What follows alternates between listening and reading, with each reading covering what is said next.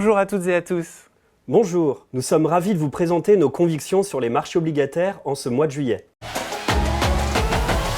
L'environnement économique et financier a récemment été très porteur pour les actifs risqués.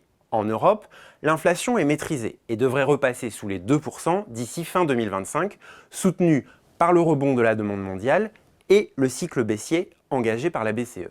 Aux États-Unis, l'économie et le marché de l'emploi restent solides, malgré des incertitudes liées à la politique commerciale de l'administration Trump. Sur le marché du crédit, après un élargissement des spreads investment grade en avril, lié aux tensions douanières, les flux soutenus ont permis un net resserrement. Les niveaux se rapprochent désormais des plus bas observés depuis 3 ans.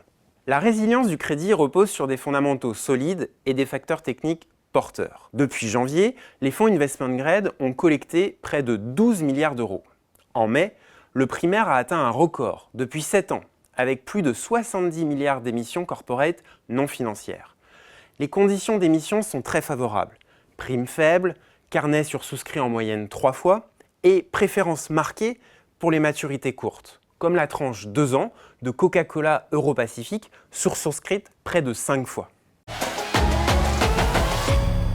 Dans ce contexte, nous privilégions les dettes financières, tant seniors que subordonnées, par rapport aux émetteurs non financiers, quelle que soit leur catégorie de notation. Même si l'écart de spread entre dettes bancaires et corporate s'est resserré, les banques bénéficient toujours de fondamentaux solides et d'une dynamique de fusion-acquisition favorable.